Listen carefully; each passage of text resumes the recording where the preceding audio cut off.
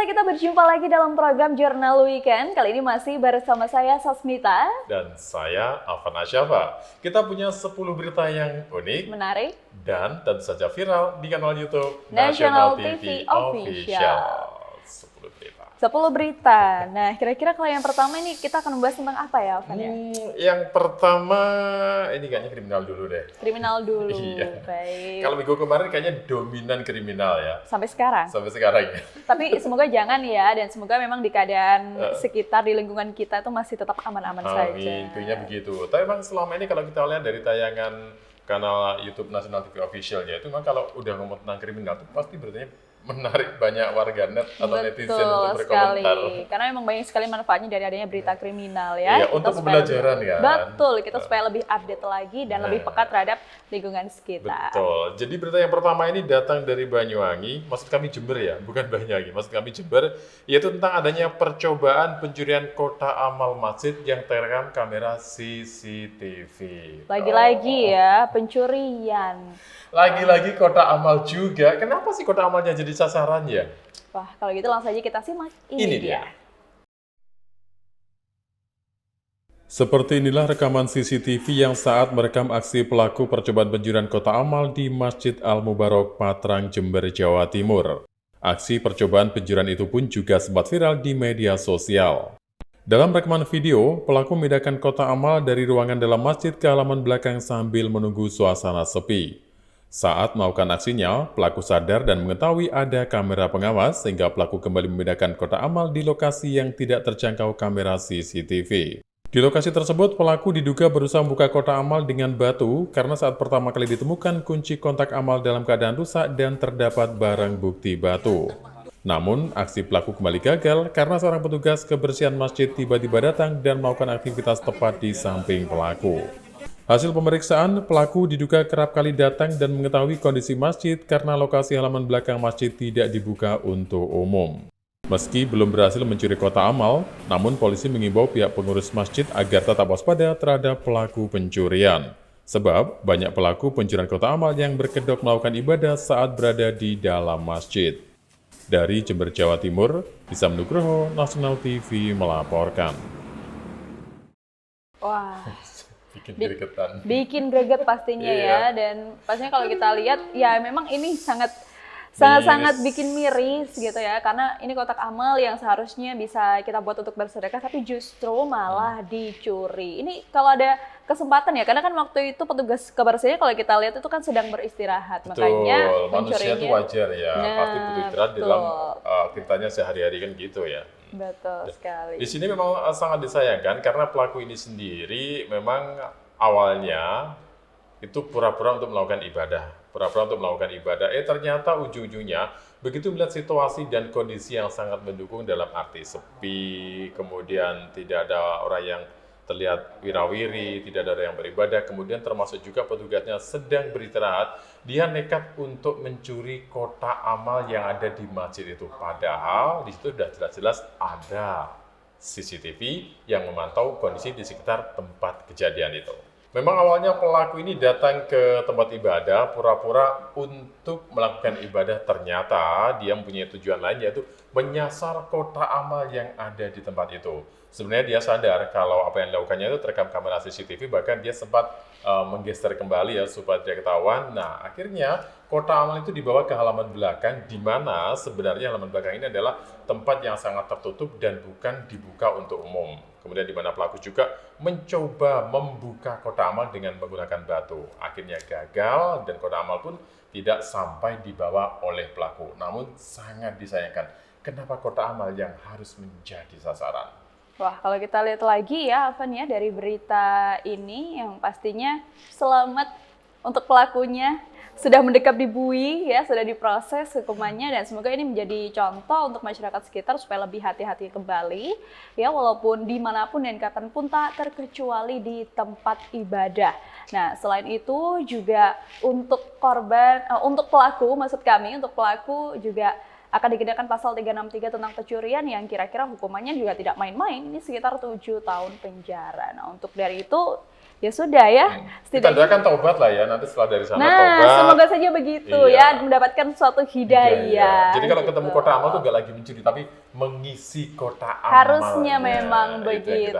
Baik, kita akan beralih ke berita selanjutnya, pemirsa. Kalau tadi kita membahas di Kabupaten Jember ya, sekarang kita bergeser ke Kabupaten Situbondo. Tapi kalau ini bukan tentang kriminalitas. Tentang apa yang ini? Ini sih kisah nasib naas dari seorang nelayan. Nasib seorang nelayan.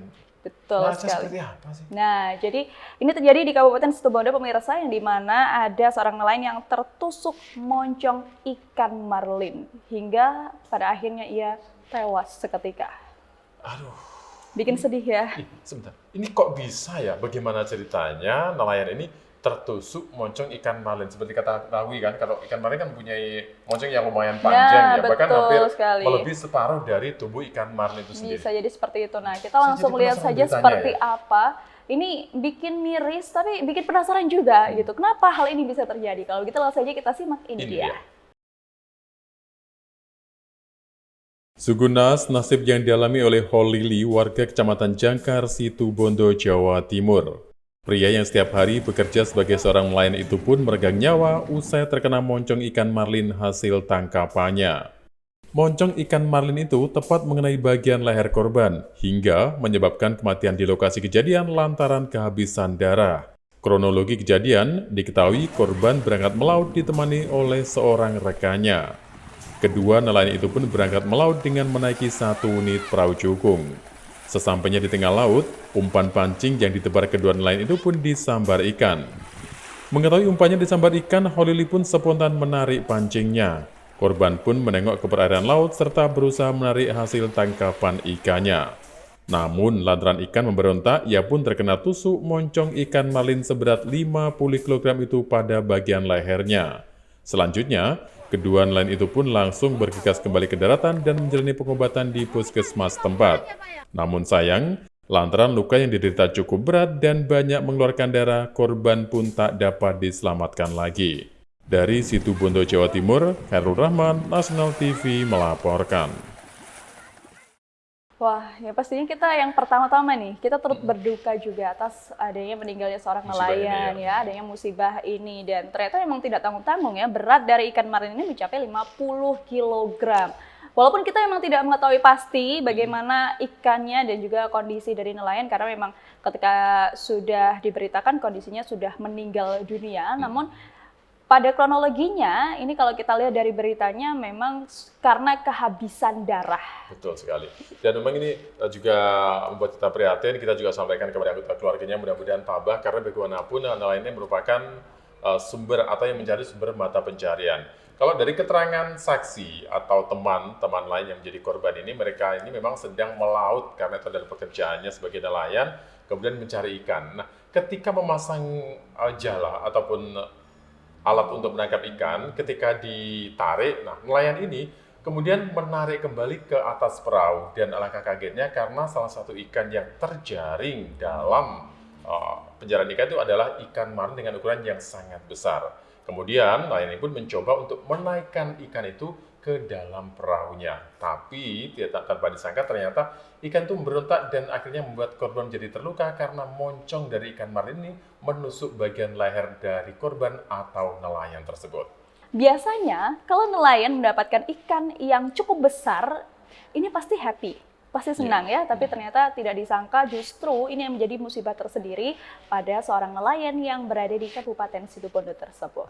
Dengan adanya kejadian juga bisa menjadi pelajaran buat teman-teman nelayan, mungkin lebih berhati-hati, tapi kita yakin sebenarnya para nelayan ini sudah orang-orang yang sangat mahir ya, karena pekerjaan sejak kecil bisa jadi begitu, mereka sudah sangat mahir, dan mungkin saja kejadian ini memang karena kebetulan adalah hari naas bagi nelayan tersebut. Tapi mudah-mudahan hal ini tidak terulang dan tidak menimpa nelayan yang lain, sehingga tidak ada korban di mana ikan yang notabene adalah sumber mata pencarian ternyata juga menjadi penyebab kematian dari nelayan tersebut. Betul sekali. Tapi jangan salah ya, meskipun dengan adanya berita ini bukan berarti nanti mungkin akan ada yang trauma nih, Afan. Semoga tidak, semoga tidak. Nggak mau makan ikan marlin lagi. Enggak lah ya. Kayaknya enggak sih ya. Jadi tetap sih kali sih ikan marlin itu kan memang salah satu ikan yang cukup enak untuk disantap ya. Iya. Dan kita juga masih punya banyak lagi berita yang lebih unik, menarik dan viral. Tapi kita akan kembali sempat cerita pariwara berikut ini. Maka dari itu tetaplah di Jurnal Weekend. Pemirsa, Anda berjumpa kembali dalam program Jurnal Weekend. Kali ini masih bersama saya Sasmita. Dan saya Afan Asyafa. Kita ada di segmen yang kedua ya. Betul sekali. Kalau tadi kita punya 2 berita yang sudah kita suguhkan, untuk segmen 2 ini kita punya 3 berita yang unik, menarik, dan viral. Kalau tadi kan kita membahas tentang kriminalitas dan juga nasib naas dari seorang nelayan ya, suatu musibah. Apakah kalau yang ini juga sama atau mungkin lebih unik? Beda, ya? cuma ceritanya adalah sama-sama tentang binatang. Kalau tadi berita yang di segmen yang pertama, yang terakhir adalah tentang ikan. Tapi kali ini tentang salah satu binatang melata ya. Waduh, Ular. kalau ini sih biasanya saya paling takut ya kalau ngomongin soal ular nih. Tapi kenapa dengan ularnya ini? Nah, jadi pemirsa ya, buat geger piton berkeliaran di pemukiman warga. Dan hal ini ternyata memang benar-benar membuat geger warga sekitar, di mana ular itu akhirnya berhasil dievakuasi. Wah, kira-kira seberat dan sepanjang apa ya ularnya? Kalau gitu langsung saja kita akan simak ini dia. Proses evakuasi ular piton yang menggegerkan warga ini terjadi di Jalan Masrib, Desa Sukowiryo, Bondowoso, Jawa Timur. Berbekal peralatan lengkap, petugas Satuan Polisi Pamong Praja dan Damkar Bondowoso mengevakuasi ular dari dalam tumpukan sampah berupa ranting dan daun kering. Diketahui, ular berukuran cukup besar itu berada di belakang rumah warga setempat. Ukuran ular yang besar membuat petugas kewalan mengeluarkan hewan melata ini dari tempat persembunyiannya. Dengan susah payah selama 30 menit, petugas akhirnya berhasil mengevakuasi ular piton dan membawanya ke tempat yang lebih aman. Ular berukuran sekitar 5 meter dengan bobot 10 kg ini terlihat warga masuk ke dalam halaman rumah dan juga sudah memangsa hewan ternak milik warga. Karena dirasa mengkhawatirkan, warga akhirnya melapor keberadaan ular itu kepada petugas. Untuk menghindari keganasan, ular piton langsung dimasukkan ke dalam karung. Selanjutnya, hewan melata ini rencananya akan dilepasliarkan ke tempat yang jauh dari pemukiman warga. Dari Bondowoso, Jawa Timur, Rizky Kurnia, Nasional TV melaporkan. Tuh kan, Pantes aja ya. Pantes aja memang harus dievakuasi karena ini cukup meresahkan warga. Iyalah. Ya 5 meter ya, kurang lebihnya sekitar 5 meter. Dan mungkin beratnya sudah berapa puluh kilo ini. Dan kalau ular piton ini kan memang dia tidak langsung makan, tapi biasanya dia melilit. Ngelilit, Nah, betul. Karena kalau- ini bukan ular yang berbisa ya. Betul. Tapi lilitannya tuh bisa meremukkan tulang lah ya. Nah, Ini yang maka membuat dari saya itu gini. ini yang bikin resah warga, makanya harus segera dievakuasi. Saya cek kalau lihat ular jangan 5 meter ya, yang ukuran setengah meter 30 cm aja udah bikin. Waduh, kalau itu sih kayaknya langsung lari ya. Nah, jadi pemirsa ya, ular ini ditemukan oleh warga itu ada di daerah permukiman. Jadi di mana hal ini akhirnya membuat warga menjadi merasa takut, merasa ngeri dengan adanya ular, apalagi panjangnya mencapai 5 meter. Nah, sebagaimana kita ketahui, kalau ular itu walaupun kecil, tapi begitu memangsa, begitu dia itu akan menelan mangsanya itu bisa besarnya itu luar biasa, bisa 5 kali lipat. Jadi mulut yang segini bisa jadi. Nah, jadi kalau kita misalnya dengar kabar ada sapi yang dimangsa seekor ular, itu ada hal wajar karena memang ular itu mempunyai perut yang sangat elastis sehingga bisa memangsa ukuran mangsanya yang 5 kali lebih besar dari ukuran tubuh ular tersebut. Jadi kalau udah menganga ya, ini bisa langsung semuanya dimakan gitu ya. Nah, maka dari itu pemirsa, bagi yang mungkin pernah mengalami kejadian yang sama atau pernah menemukan jenis ular, entah itu piton ataupun jenis lainnya, nah maka dari itu tidak perlu risau, tidak perlu takut. Yang pertama ditenangkan dulu dan setelah itu menghubungi pihak seperti damkar misalkan ya. Jadi untuk mengevakuasi jenis-jenis hewan liar, salah satunya adalah ular tersebut, supaya hal-hal yang membuat warga resah ini bisa segera dilakukan evakuasi. Diserahkan pada linya daripada kita evakuasi sendiri yang sudah 30 menit jadi 30 jam ya. Wah, Lihat aja mungkin ngeri bisa lah ya. lebih dari sehari ternyata ya. Ngeri, Baik, ngeri, setelah ngeri. kita membahas tentang ular, kita akan bahas ke berita selanjutnya. Kalau Ular tadi lagi? kayaknya berbeda sih. Berbeda Ya. Kalau tadi kita sudah membahas di Kabupaten Bondowoso, nah sekarang kita beralih dulu, kita bergeser dulu ke Kabupaten Situbondo. Situbondo, ada apa di Situbondo? Nah, kalau di Situbondo ini unik sih sebenarnya. Memang mungkin hampir sebagian orang kalau kita dengar kata-kata seorang staf pemerintah ya atau PNS, itu biasanya yang ada di pikiran Afan tuh apa sih? PNS yang di pemerintah, memberi contoh yang baik, Betul. melakukan hal yang baik gitu. Biasanya itu ya, tapi ini berbeda Afan. Bedanya Makanya gimana ini yang bikin unik. Nah, jadi ini terjadi di Kabupaten Bondowoso yang dimana maksud kami adalah Situbondo yang dimana terlibat judi oknum perangkat desa diringkus polisi. Nah, jadi ini tidak memberikan contoh yang baik untuk warganya ya. Kalau gitu seperti apa? Langsung aja kita akan simak ini dia videonya. Kelakuan oknum perangkat desa Sumberjo Banyu Putih Situbondo Jawa Timur ini tak patut dicontoh. Sebab ia terlibat kasus perjudian dan tertangkap basah telah bermain judi jenis QQ. Selain mengamankan oknum perangkat desa tersebut, polisi juga berhasil menyita barang bukti lainnya berupa 2 set kartu domino, 1 unit handphone, serta uang tunai sebesar Rp1.550.000. Sementara itu, AKP Dedi Ardi Putra selaku Kasat Reskrim Polres Situbondo menyampaikan, usai diringkus oknum perangkat desa tersebut masih menjalani proses penyidikan lebih lanjut. Polisi juga masih mendalami peran pelaku saat ikut bermain judi di salah satu rumah tersebut. Jika oknum perangkat desa itu terbukti sebagai penyedia jasa dan fasilitas perjudian tersebut, maka akan terpenuhi unsur pidananya. Diketahui, oknum perangkat desa itu ikut terlibat aksi perjudian bersama 5 orang terduga lainnya. Selain itu, untuk beberapa saksi yang ada di lokasi kejadian juga masih diperiksa oleh pihak kepolisian. Dari Situbondo, Jawa Timur, Khairul Rahman, Nasional TV melaporkan. Sudah enak jadi perangkat desa, kenapa harus berjudi ya?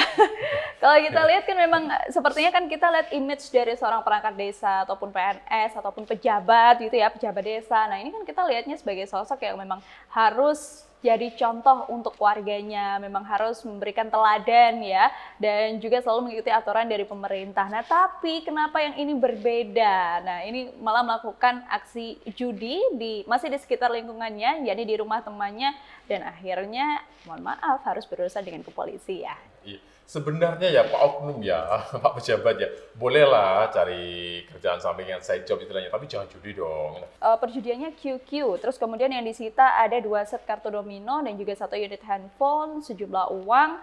Nah ini kan sudah tertangkap basah ya Afan ya, maka sudah tidak bisa untuk mengelak lagi dan pastinya akan mengenai terkena pasal-pasal yang tentunya akan diusut tuntas oleh pihak kepolisian. Dan kalau sudah begini ya mohon maaf, bisa jadi memang pada akhirnya mungkin akan diturunkan jabatannya atau dia pindah pejabat di tempat yang baru. Maksudnya gimana nih, dipindahnya di Bui? Udah nggak jabat lagi berarti ya. Nah kalau sudah begini kan pasti banyak sekali pihak-pihak yang dirugikan, seperti instansinya. Iya dong. Nah, salah satunya instansi dan juga mungkin keluarganya juga yang terkena malu begitu ya. Dan tiba-tiba ditangkap nggak sendirian loh ya. Jadi ternyata tidak sendiri ya. 5 orang temannya janjian. Namanya berjudi itu biasanya memang nggak sendiri ya. Iya, tapi dia sendiri.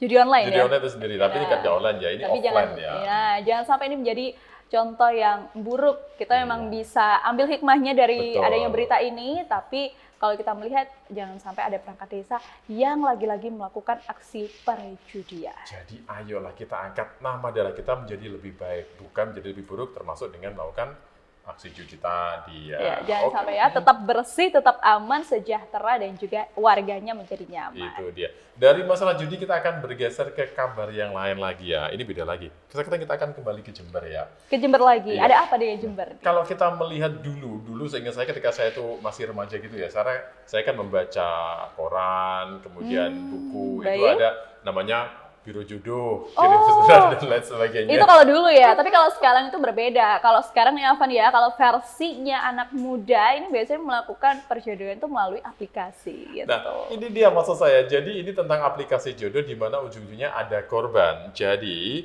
kenal lewat aplikasi jodoh bawa kabur ponsel. Memang ya kalau ngomongin soal aplikasi tuh memang ada plus minusnya. Di samping memang ini akan mempermudah kita, tapi di sisi lain juga bisa kejadian yang seperti berita ini.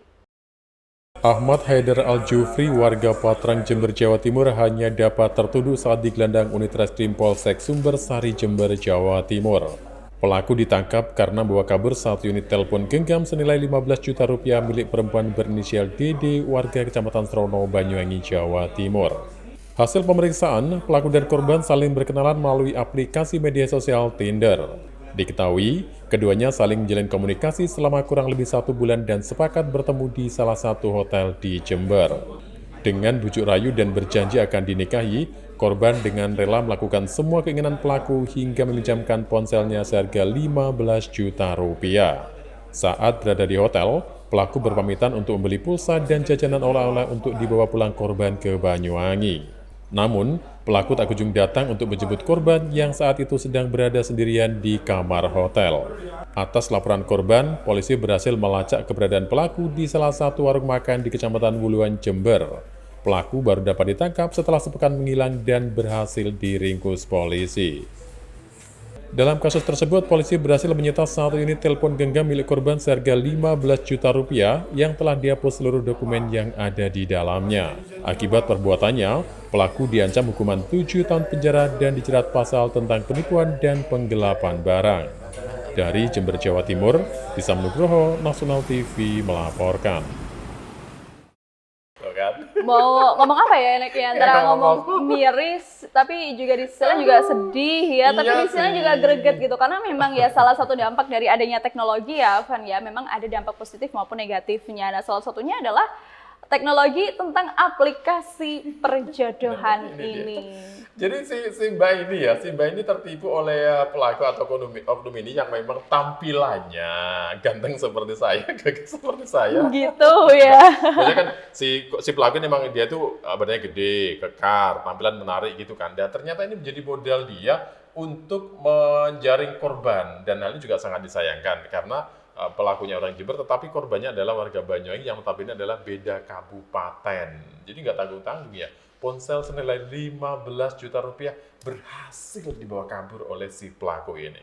Nah, ternyata setelah mereka bertemu di hotel, si cewek yang warga Banyuwangi ini karena merasa sudah jatuh cinta sama si pelaku, akhirnya rela memberikan apa saja, termasuk ketika pelaku itu pinjem ponsel dari yang dimilikinya.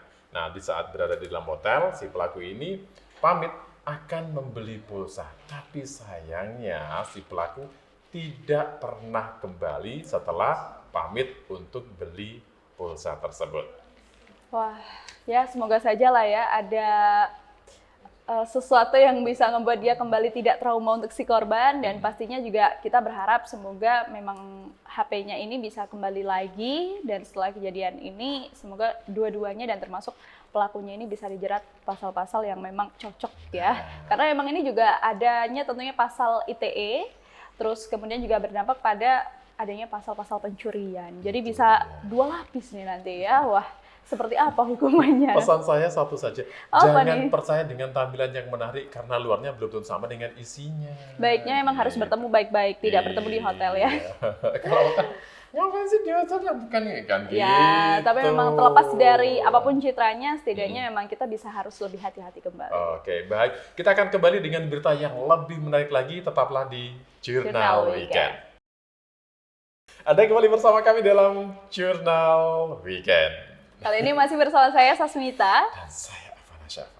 Kita akan menghadirkan 10 berita yang unik, menarik, dan juga viral. Namun kita sudah menghadirkan 5 berita. Berarti masih ada nih?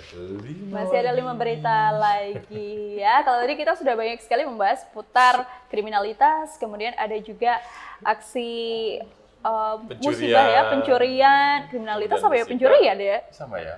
Kemudian ada musibah. Ada musibah, kemudian juga ada kita bahas seputar hewan ya, Van ya. Evakuasi ular piton. Evakuasi dari ular piton. Nah, kalau yang satu ini evakuasi juga.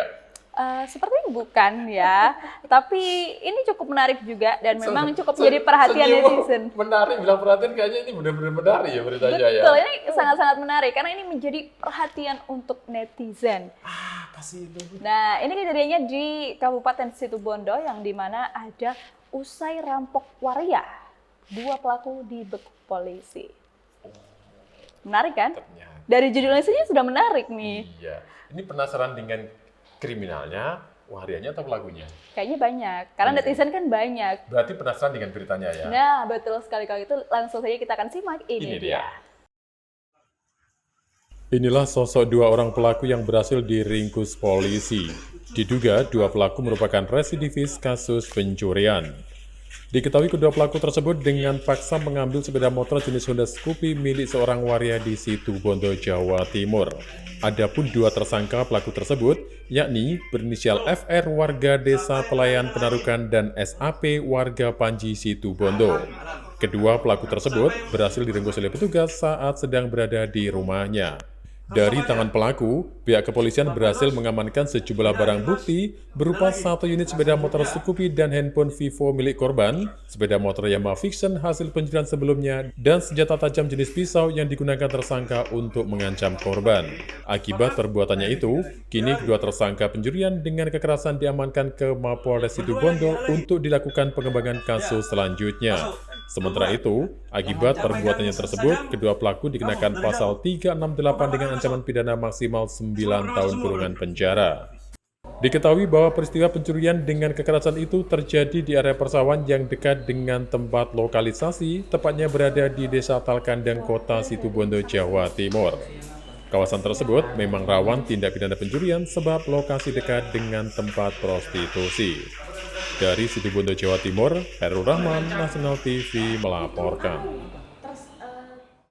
Kalau kayak gini sih sebenarnya satu kata ya, antara sedih, miris ya pastinya gitu kalau kita melihat memang adanya aksi pencurian sebenarnya jatuhnya dan tidak main-main. Ini kena pasalnya juga cukup berat ya. Jadi pasal 368 dengan ancaman pidana maksimal 9 tahun penjara. Nah, kalau kita lihat memang adanya aksi kekerasan juga yang ditimbulkan dari aksi pencurian yang dilakukan oleh dua orang ini, dan ini mirisnya adalah mencuri seorang waria ya. Dia mencuri barang-barang dan salah satunya adalah sepeda motor. Mencuri seorang waria ya, mencuri barang yang dimiliki seorang waria. Maksudnya begitu. Tapi kan memang warianya ini juga dibawa ke sebuah persawahan. Bukan, ya. itu kejadiannya mau di tengah persawahan. Nah, jadi betul sekali. Jadi kan memang ini kan kalau kita lihat dari beritanya, ini kan dibawa dari persawahan itu dibawa ke sekitar lokasi itu, kemudian dilakukanlah aksi pencurian, dan mencuri barangnya ini adalah berupa 1 unit sepeda motor. Sudah menjadi catatan tersendiri di pihak kepolisian karena merupakan pelakunya ini seorang residivis. Jadi sudah melakukan aksinya sebelumnya sebelum melakukan aksi pencurian kepada seorang waria tersebut, dan memang tidak tanggung-tanggung. Kalau ngomongin penjara 9 tahun ini kan pastinya lama ya, cukup lama sekali gitu. Dan ini juga bisa jadi perhatian tersendiri bagi para netizen. Tapi kalau ada catatan residivis itu saya ragu ya. Kira-kira enggak sih ya? Kalau residivis kan berulang-ulang ya, keluar masuk bui kan sebenarnya ini ya. Tapi kok nggak kapok-kapok sih ya? Dan mungkin kurang lama ya. Kurang lama ya? Atau dikasih seumur hidup gitu ya? Waduh, kalau ini sih bisa berlapis ya, atau mungkin bisa berkepanjangan kalau memang pihak dari korbannya ini menuntut lebih banyak. Nah, itu dia. Jadi dua pelaku ini memang berhasil ditangkap di rumahnya. Sangat salut dengan pihak kepolisian yang sigap melakukan aksi penelusuran sehingga pelaku bisa ditangkap. Kita akan geser ke kabar yang lain ya. Kalau tadi tentang aksi kriminal. Aksi kriminal, kalau yang ini kira-kira kita akan bahas tentang apa kurang lebih ya? sama iya sih, tapi ini juga merupakan hal yang sangat disayangkan di mana dipicu dendam seorang pemuda nekat bacok santri. Nah, kriminal juga kan sebenarnya? Kriminal sih, dan ini lebih greget lagi ya, membacok seorang santri. Bagaimana ceritanya kok bisa melakukan aksi seperti itu? Daripada penasaran, yuk kita simak. Ini dia beritanya. Seorang santri berinisial AM masih terbaring lemah serta belum sadarkan diri di ruang inap Rumah Sakit Umum Abdurrahim Situbondo. Pemuda asal desa Duet Penarukan ini menjadi korban pembacokan di lingkungan salah satu pondok pesantren di Kecamatan Kaponga. Luka bacok di bagian lengan tangan sebelah kiri dan wajah dideritanya akibat sabetan benda tajam jenis pedang.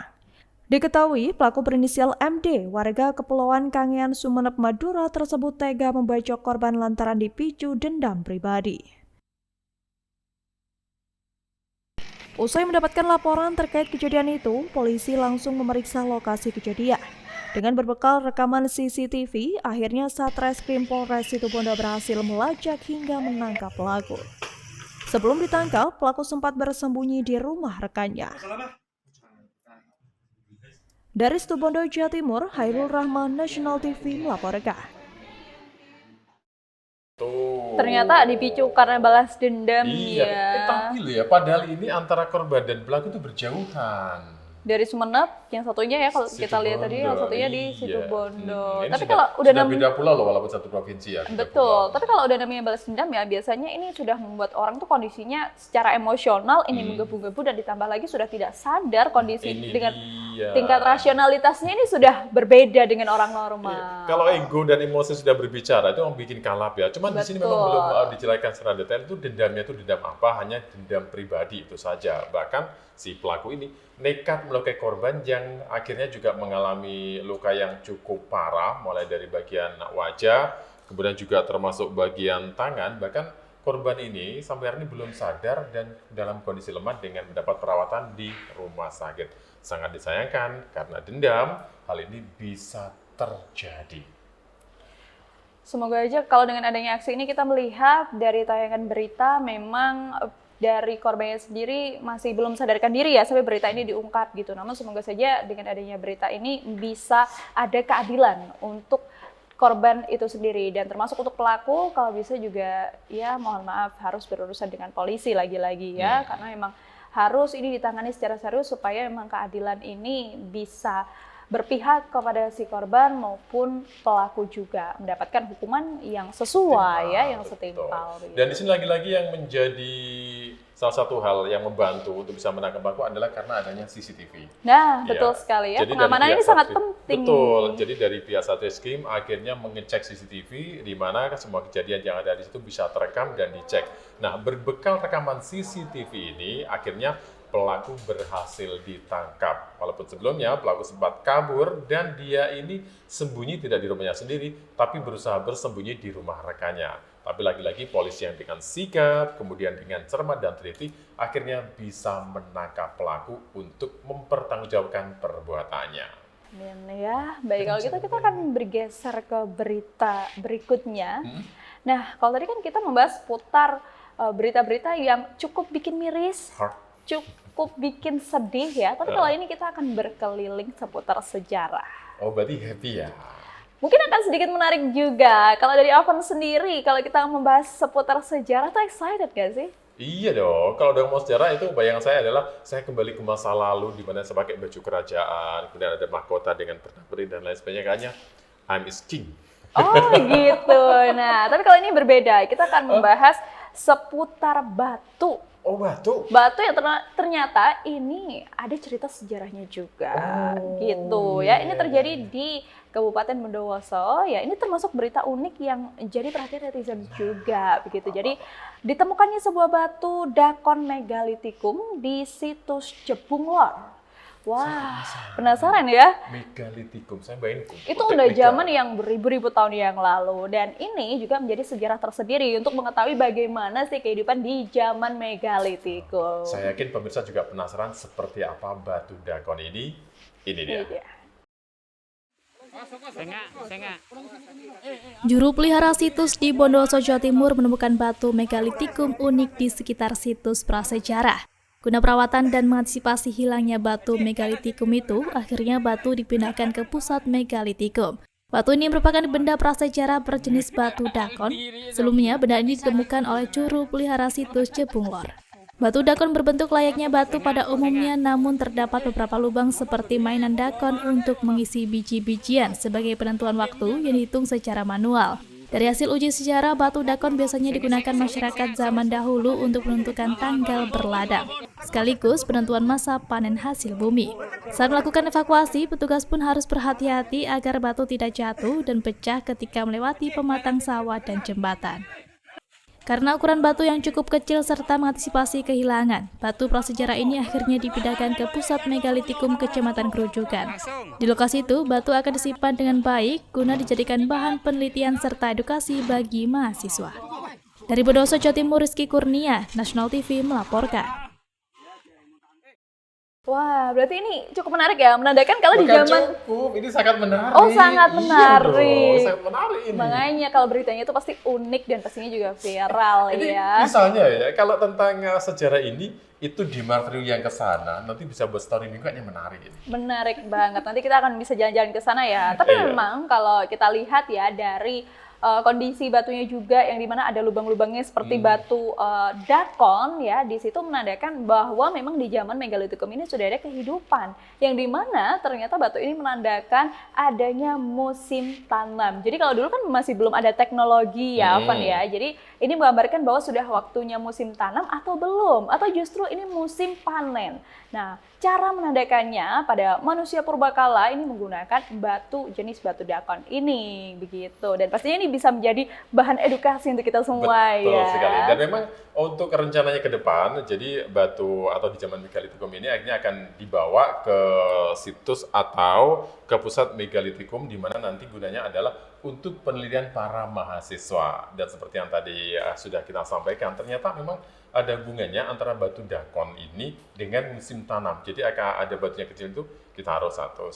Nanti pas ini, oh ini waktunya musim panen, ini waktunya musim tanam. Nah ini membuktikan bahwa orang zaman dulu pun juga mempunyai kecerdasan yang sangat luar biasa sampai sekarang. Dan ini juga menjadi ilmu juga, di mana kita jadi tahu bagaimana kehidupan dahulu ketika kita masih belum mengetahui. Ini juga menjadi hal yang sangat menarik dan kita perlu merawat di sini ya. Betul sekali, makanya memang ada nih Van ya, beberapa daerah yang memang memiliki tempat khusus untuk menyimpan barang-barang yang berharga seperti ini, yang sangat-sangat memiliki nilai sejarah pastinya ya. Supaya kita lihat nih, kalau dulu bisa kita lihat ada jenis-jenis manusia purba seperti Homo sapiens, kemudian ada fosil-fosil juga gitu kan ya. Fosil-fosilnya. Nah ini kan bisa menjadi bahan edukasi tersendiri. Dan pastinya menarik sekali untuk dilihat dan dikaji begitu. Jadi kita akan bisa flashback ya. Kita bisa mencoba untuk membayangkan di zaman dahulu kira-kira seperti apa nih kehidupannya. Jadi dengan adanya seperti ini kita tidak hanya tahu tentang katanya A, katanya B, katanya C, tapi dengan adanya bukti, jadi nanti anak cucu kita benar-benar tahu bahwa dulu itu pernah ada sistem seperti ini sebelum zaman modern, sebelum ada era digital, sebelum ada milenium dan sebagainya. Dulu tuh mereka udah pintar, udah pakai hitungan juga bagaimana tentang musim tanam dan juga musim panen. Saya akan semakin penasaran ya untuk bisa datang ke tempat itu ya. Emang Oven belum pernah sebelumnya? Belum. Wah, kayaknya nih harus ya, karena untuk melihat biasanya nih situs-situs candi ini menarik sekali. Terus kemudian seperti situs museum yang membahas seputar batu-batu di zaman purbakala ini juga nggak kalah menarik. Kalau gitu bagaimana kalau kita sekarang ke sana aja? Jangan sekarang dong, kan sekarang waktunya jurnal weekend. Kan mau akhir pekan. Nanti setelah ya? jurnal weekend. Oh, atau setelah jeda pariwara begitu, ini kita masih punya berita yang lain. Tetaplah bersama kami dalam Jurnal Weekend. Pemirsa, lagi-lagi ada masih bersama kami dalam Jurnal Weekend. Kali ini masih bersama saya, Sasmita. Dan saya Mana Syafa. Ada kita dua sudah berita. 10 ya tadi, Iya. 10 berita yang unik, tapi kita sudah tampilkan ternyata 8 Nggak berita. terasa ya? Nggak terasa, Iya. tinggal 2 lagi Seperti ya. Jurnal Weekend, kita temani Anda setiap weekend loh ya. Pastinya dong. Nah, kalau tadi kita sudah banyak sekali membahas seputar berita mulai dari kriminal, kemudian musibah, sampai dengan berita seputar edukasi. Tapi yang berikut ini ada hubungannya dengan edukasi, ada hubungannya dengan musibah. Wah, Kalau edukasi dalam arti karena ini berhubungan dengan pendidikan. betul. Musibah karena ini memang ada hubungannya dengan Semeru beberapa waktu lalu yang meletus. Kira-kira ada apa nih? Jadi berita berikutnya adalah puluhan siswa digendong seberang aliran lahar. Itu terjadi di Lumajang. Wah. Jadi siswa-siswa ini memang mereka ini karena tekadnya sangat luar biasa untuk bisa mencari ilmu atau bisa mendapatkan edukasi yang tepat, mereka rela digendong dengan menyeberangi aliran lahar itu. Perjuangan seorang siswa ya, makanya ada unsur edukasi di Bukan sini. seorang. Banyak siswa. Puluhan Iya. ternyata ya, jadi perjuangan puluhan siswa untuk tetap berangkat ke sekolah. Kira-kira seperti apa perjuangannya? Langsung aja kita simak. Ini dia. Satu persatu siswa Sekolah Dasar Negeri 3 Jugosari ini digendong orang tuanya untuk melintasi aliran lahar Gunung Semeru. Hal itu dilakukan agar para siswa dapat ke sekolah untuk mengikuti mata pelajaran. Orang tua siswa maupun warga sekitar mengaku tidak ada pilihan lain lantaran tak ada akses lagi menuju sekolah maupun melakukan aktivitas sehari-hari. Sebab jembatan dam sumber langsep di Desa Jugosari Candipuro Lumajang ini kembali jebol. Diduga tanggul jebol setelah tanggul darurat yang dibangun diterjang banjir lahar Semeru pada Sabtu pekan lalu. Pemerintah saat ini sudah melakukan proses perbaikan pembangunan jembatan di lokasi tersebut. Namun, karena derasnya aliran lahar yang menerjang sungai tersebut membuat bangunan dam sementara hanyut terbawa aliran lahar tinggi. Saat ini proses perbaikan jembatan akan dilanjutkan kembali dengan cara membuat tanggul darurat yang lebih tinggi lagi. Dengan demikian, jika ada lahar dingin susulan, tanggul tak akan jebol dan dapat digunakan lagi oleh warga maupun para siswa. Dari Lumajang, Jawa Timur, Dosi Kuswanto, Nasional TV melaporkan. Wah. Salut saya, salut. Pastinya ya, salut ya kalau kita lihat proses penerjangannya menuju berangkat sekolah. Ini nggak main-main ya. Kalau dulu mungkin zaman saya waktu sekolah itu ya udah langsung waktunya jamnya kita berangkat ke sekolah, biasanya juga diantar dengan orang tua ya. Tapi kalau yang ini benar-benar salut ya, untuk menuntut ilmu banyak cara yang harus dilakukan supaya bisa sampai ke sekolah. Nah, ini juga menjadi pelajaran ya buat Anda semuanya yang mungkin punya anak yang manja dan lain sebagainya. Bayangkan kalau di Lumajang ini, mereka itu untuk mendapatkan ilmu rela digendong dengan menyeberangi aliran lahar dari Gunung Semeru. Tetapi kita nggak jarang juga lihat di mana di tempat lain ternyata yang sudah mendapatkan fasilitas misalnya antar jemput, diantar orang tua dengan menggunakan motor, mobil. Ternyata masih banyak yang malas-malasan. Ketika sekolah itu bolos, ketika sekolah ternyata nggak sampai sekolahan, sementara orang tuanya sibuk mencarikan biaya untuk sekolah. Ini kalau kita lihat dengan aksi dari para siswa, puluhan siswa ini yang rela digendong untuk bisa mendapatkan pendidikan, ini sangat luar biasa. Hal yang terjadi karena memang dampak dari tanggul yang pernah dibangun pemerintah, tapi mengalami kerusakan lagi atau jebol, sehingga mereka rela untuk menyeberangi lahar supaya bisa menempuh pendidikan yang mereka harapkan. Dan kalau kita lihat lagi ya, Afan ya, dari berita yang sudah kita tayangkan, ini memang tidak ada akses lain pemirsa. Jadi hanya itu saja akses satu-satunya, dan kita melihat memang fasilitas dari pemerintah ini kurang karena memang adanya musibah yang kita tidak sangka-sangka dan akhirnya mengakibatkan jalurnya ini terkena lahar dingin dan mengakibatkan para siswa ini harus digendong untuk melewati aksesnya. Dan kalau sudah begini lagi-lagi ya, pemerintah juga harus PR sendiri dan tidak boleh tinggal diam karena Betul memang sekali. harus segera memperbaiki. Karena memang kalau kita lihat kan kondisinya damnya ini kan jebol ya, yang Iya. akhirnya mengakibatkan kondisi dari aliran sungai dan juga terkena oleh lahar dingin ini menjadi semakin tinggi. Dan kalau misalkan ini juga bahaya sekali ya, Van ya, untuk para siswa ataupun untuk warga sekitar. Karena kalau misalkan tidak berhati-hati, nah ini bisa mengakibatkan mungkin Nyawa taruhannya. Iya. Dan ini terjadi memang karena akses utama tanggul jebol, dan kemudian pemerintah sebenarnya ketika jebol yang pertama itu sudah mencoba melakukan perbaikan, tapi sayangnya lagi-lagi kembali diterjang lahar sehingga aksesnya ternyata kembali mengalami kerusakan dan jebol. Nah, untuk itu pemerintah ternyata juga mendengar dan mengetahui apa yang dikeluhkan oleh para siswa di mana mereka harus menyeberangi lahar dingin. Jadi saat ini sedang direncanakan bagaimana membangun tanggul itu dengan ukuran yang lebih tinggi dan supaya tidak khawatir lagi ketika ada aliran lahar dingin atau lahar yang ada di Semeru ini tidak kembali jebol dan lahar bisa lewat dengan baik sehingga tidak mengganggu akses dari para siswa yang rela saat ini digendong untuk menempuh pendidikan. Betul sekali. Semoga dengan adanya Semangat, tayangan kita berita semangat. ini ya, Van ya, para siswa memang sudah semangat, tapi pemerintah juga tidak boleh turun semangatnya ya, harus segera memperbaikinya. Iya, ini juga menjadi Gitu. catatan buat yang lain ya. Kalau yang ini saja rela, kenapa Anda yang dapat fasilitas nggak serius? Harus lebih semangat lagi dalam belajarnya ya. Baik, pemirsa, kita akan beralih ke berita terakhir. Tidak terasa ya, sudah Ya, sudah terakhir ini ya. menuju berita ke-10 Berita yang begitu. ke-10 tentang apa ini? Nah, kalau tadi kita sudah membahas tentang semangat dari seorang siswa, tapi kalau yang ini berbeda. Dari Kabupaten Lumajang kita beralih ke Kabupaten Jember, Jawa Timur yang lagi-lagi kita membahas seputar kriminalitas apa. Kriminalitas lagi. Jadi apa itu? ini satroni rumah kos bawa kabur 2 motor. Wah, Aduh. ini ya lagi-lagi memang pengamanan itu harus dilakukan di mana saja ya, Afwan ya. Dan ini kenapa bisa terjadi? Kalau begitu langsung aja kita simak. Ini dia. beritanya. Inilah video aksi pencurian 2 unit sepeda motor di halaman rumah kos di Jalan Brantas, Kecamatan Sumbersari, Jember, Jawa Timur yang terekam kamera pengawas. Dalam rekaman CCTV, terlihat 2 pelaku mengendarai sepeda motor dan salah satunya dengan ciri berperawakan kurus, memakai kaos lengan panjang hitam, bercelana jeans biru memasuki halaman rumah kos. Tak berselang lama, pelaku yang tak melepas helm merusak kunci sepeda motor dengan menggunakan kunci letter T. Selanjutnya, pelaku membawa kabur 2 unit sepeda motor jenis Matic warna hitam secara bergantian.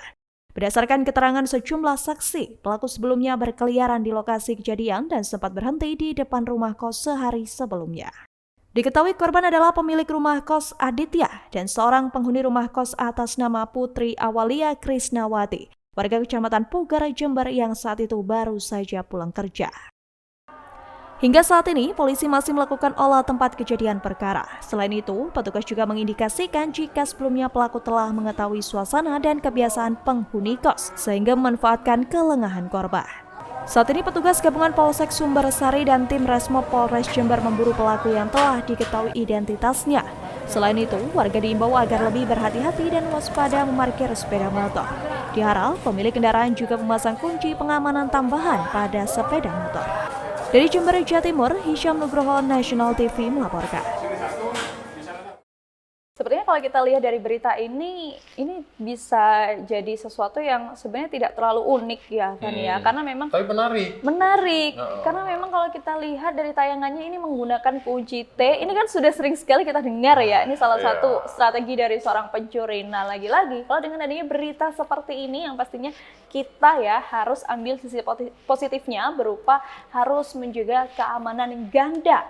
Selain adanya CCTV dan juga kita juga harus perhatikan mungkin bisa menambah double pengamanan untuk motor kita masing-masing ya, atau apapun yang kita punya gitu, supaya kita lebih aman dan juga terjaga dimanapun dan kapanpun. Karena memang kita tidak tahu yang namanya aksi pencurian ini kapan dilakukannya, di mana kita tidak pernah mengetahuinya. Dan pelaku ini diketahui dari rekaman CCTV, ternyata beberapa hari sebelum melakukan aksi mereka ini sudah wirawiri ya, sudah mondar-mandir di sekitar tempat kejadian. Bahkan mereka ini diduga adalah melakukan pengecekan lokasi. Jadi begitu sepi, di mana dua pelaku ini berboncengan. Jadi mereka ini bawa 2 motor secara bergantian, nggak sekaligus. Jadi pertama diambil satu dengan santai gitu, kemudian satunya diambil lagi. Dan korbannya yang pertama adalah pemilik rumah kos tersebut, sementara satunya adalah penghuni kos-kosan tersebut. Ini juga sangat disayangkan. Dan lagi-lagi di sini yang berperan adalah kamera CCTV, kemudian di mana korban akhirnya lapor pada pihak kepolisian berharap kasus ini segera dapat diusut dan pelakunya bisa segera ditangkap. Betul sekali. Tapi kalau ngomongin soal berita ini ya, Van ya, saya sendiri juga punya pengalaman pribadi tentang aksi pencurian di rumah kos. Oh gitu. Betul, dan ini hampir sama persis. Jadi memang kondisi rumah kosnya waktu itu yang kondisinya lagi ramai, tapi kalau kita lihat memang lagi-lagi ya, keamanan ini perlu dijaga. Karena kita tidak mengetahui mana yang benar-benar orang biasa dan mana yang benar-benar ada maksud tersendiri, salah satunya adalah melakukan aksi pencurian ini. Karena ini memang tidak terlihat dan sangat-sangat biasa sekali ya, Van ya. Seperti orang normal pada umumnya ketika melintasi suatu rumah atau ketika sedang berjalan-jalan atau bahkan sedang membawa sepeda motor. Nah, kemudian berboncengan dan akhirnya melakukan aksi pencurian. Dan ini jadi juga sempat kalau misalnya ada orang asing gitu ya, ada Nah, orang asing yang datang, kita nggak salah curiga boleh, tapi menuduh kan nggak boleh. boleh ya. Nah, Menuduh kan betul nggak boleh. sekali. Kita nggak boleh Boleh menuduh, curiga. tapi sebenarnya kita harus curiga, waspada juga. Mungkin bisa menanyakan siapa namanya kalau memang mau berkunjung ke rumah ya gitu, walaupun memang sudah ada CCTV. Makanya kan sekarang kalau di rumah itu kan ada tempelan stiker ya, tamu wajib lapor kepada RT RW setempat 1 kali 24 jam. Betul. Itu kayaknya perlu digalakkan lagi, dan bukan hanya stiker yang ditempel dan formalitas saja. Jadi kita sebagai warga kayaknya juga perlu untuk mengaplikasikan dalam kehidupan sehari-hari. Kenapa? Perlu juga untuk menjaga keamanan dan kenyamanan warga. Jadi kalau ada tamu yang memang tidak dikenal, ada warga yang punya tamu, sebaiknya melapor ke RT RW setempat supaya diketahui tamunya itu siapa, dan hal ini penting untuk menjaga keamanan di mana kita tinggal. Betul sekali. Dan dari 10 berita ini, Avan ya, kalau kita lihat banyak sekali berita seputar kriminalitas. Tentunya tidak hanya sekedar pemberitaan saja, tentunya ada dampak positifnya yang bisa kita sampaikan. Kita harapkan di sesi kali ini. pemirsa itu lebih hati-hati, Betul. lebih waspada untuk mengantisipasi adanya hal-hal yang tidak diinginkan, termasuk salah satunya adalah aksi pencurian ya. Dan tidak terasa pemirsa, sudah 10 berita yang sudah kita sampaikan. Kita harus pamit? Harus dong, Harus karena pamit, kita ya? kan mau jalan-jalan. Betul ya, kita mau jalan-jalan dulu. Jadi pemirsa jangan lupa saksikan terus Jurnal Weekend setiap akhir pekan. Saya Avan. Dan saya Sasmita. Kita ketemu lagi di episode berikutnya, tentu saja dengan berita yang unik, Menarik. dan viral di kanal YouTube Dan channel TV Official. Sampai jumpa.